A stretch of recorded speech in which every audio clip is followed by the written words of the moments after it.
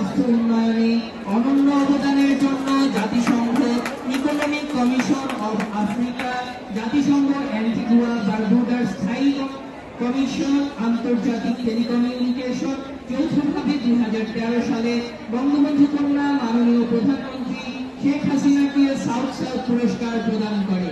বিশাল রোহিঙ্গা জনগোষ্ঠীর প্রত্যাবাসনের জন্য 2017 সালে তাকে মাদার অব হিউম্যানিটি পুরস্কারে ভূষিত করা হয়। আমরা তালির মাধ্যমে বাংলাদেশের সাফল্যে আনন্দিত হব। আমরা সবাই হাততালি দিব। সোনালী আঁশের সোনার দেশ, পাট পণ্যের বাংলাদেশ। পলিথিনের ব্যবহার কমিয়ে আনা, জলবায়ু পরিবর্তন ও বৈশ্বিক উষ্ণায়ন মোকাবেলা এবং পরিবেশের সুরক্ষায় বর্তমান সরকার সোনালী আঁশের সোনার দেশ, পাট পণ্যের বাংলাদেশ প্রতিপাদ্যকে সামনে রেখে পাট ও পাটজাত দ্রব্য ব্যবহারের প্রতি গুরুত্ব আরোপ করছে। সমুদ্র বিজয়। মাননীয় প্রধানমন্ত্রী শেখ হাসিনার নেতৃত্বে 2012 সালে শান্তিপূর্ণভাবে সমুদ্র সংক্রান্ত আন্তর্জাতিক ট্রাইব্যুনালে রায়ের মাধ্যমে বাংলাদেশ মিয়ানমারের বিরুদ্ধে 200 নটিক্যাল মাইল সমুদ্র সীমার বিজয় অর্জন করে। ডিজিটাল বাংলাদেশ।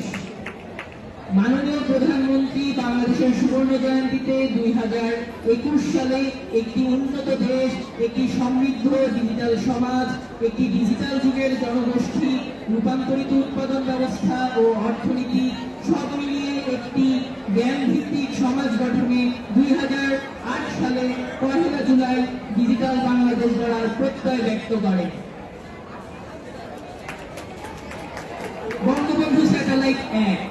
বঙ্গবন্ধু স্যাটেলাইট 1 বাংলাদেশের প্রথম যোগাযোগ ও সম্প্রচার উপগ্রহ। এটি 2018 সালের 12 মে মার্কিন যুক্তরাষ্ট্রের কেনেডি স্পেস সেন্টার থেকে উৎক্ষেপণ করা হয়। এর মধ্য দিয়ে 57তম দেশ হিসেবে নিজস্ব স্যাটেলাইট উৎক্ষেপণকারী দেশের তালিকায় যোগ হয় বাংলাদেশের নাম। পদ্মা বহুমুখী সেতু। মাননীয় প্রধানমন্ত্রী শেখ হাসিনা 2022 সালের 25 জুন বাংলাদেশের যোগাযোগ ব্যবস্থার মাইলফলক হিসেবে পদ্মা বহুমুখী সেতু উদ্বোধন করেন। পদ্মা সেতু রাজধানী ঢাকার সাথে দক্ষিণ পশ্চিমাঞ্চলের 22টি বিচ্ছিন্ন জেলাকে সরাসরি যুক্ত করেছে। এতে ব্যবসা বাণিজ্য, পর্যটন, শিক্ষা, স্বাস্থ্যসেবা সহ বিভিন্ন ক্ষেত্রে উল্লেখযোগ্য উন্নতি হয়েছে। Dhaka metro rail.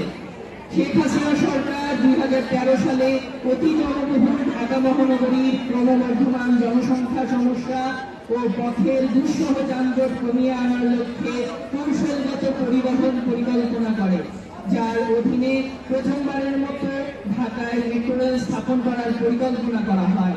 উত্তরা দিয়াবাড়ি থেকে মতিঝিল পর্যন্ত 21.26 কিলোমিটার দীর্ঘ এমআরটি লাইন 6 কে নির্বাচন করা হয়। Dhaka elevated expressway.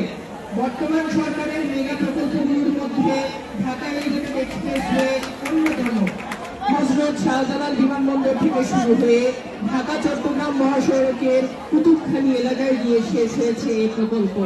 ঢাকার যানজট নিরসনে এটি হচ্ছে সরকার গৃহীত সবচেয়ে বড় প্রকল্প। পারমাণবিক বিদ্যুৎ কেন্দ্র। রূপপুর পারমাণবিক বিদ্যুৎ কেন্দ্র 2.4 গিগাওয়াট ক্ষমতা সম্পন্ন একটি পারমাণবিক বিদ্যুৎ কেন্দ্র, যা বাংলাদেশের পাবনা জেলার ঈশ্বরদী উপজেলায় রূপপুরে অবস্থিত। এটি বাংলাদেশের প্রথম পারমাণবিক বিদ্যুৎ কেন্দ্র, যার প্রথম ইউনিট 2024 সালে কার্যক্রম শুরু করেছে। পায়রা সমুদ্র বন্দর। পায়রা সমুদ্র বন্দর বাংলাদেশের পটুয়াখালী জেলায় অবস্থিত। এটি বাংলাদেশের তৃতীয় সমুদ্র বন্দর। 2010 সালের 19 নভেম্বর মাননীয় প্রধানমন্ত্রী শেখ হাসিনা টিয়াখালী ইউনিয়নের ইটবাড়িয়া গ্রামে এর ভিত্তিফলক উন্মোচন করেন। 2016 সালের 13 আগস্ট সমুদ্র বন্দরটির আনুষ্ঠানিক যাত্রা শুরু হয়। 2030 সাল নাগাদ 100টি অর্থনৈতিক অঞ্চল। উন্নত রাষ্ট্রের স্বপ্ন পূরণে বর্তমান সরকার 2030 সাল নাগাদ 100টি অর্থনৈতিক অঞ্চল প্রতিষ্ঠার উদ্যোগ নিয়েছে। মাননীয় প্রধানমন্ত্রীর উদ্যোগে মিশরাই, সোনাগাজী ও সীতাক উপজেলায় 30,000 একর জমিতে বঙ্গবন্ধু শেখ মুজিব শিল্পাঞ্চল গড়ে তোলার প্রত্যয় গ্রহণ করা হয়েছে।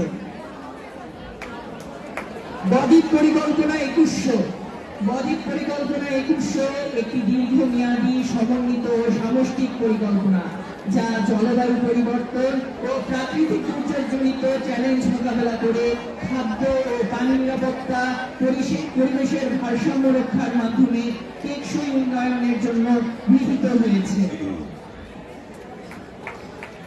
স্মার্ট বাংলাদেশ ভিশন 2041 প্রতিষ্ঠা ও উন্নত বাংলাদেশ বিনির্মাণে স্মার্ট বাংলাদেশ রোডম্যাপ প্রস্তুত করা হয়েছে। এই রোডম্যাপের 4টি pillar: smart citizen, smart society, smart economy, smart governance.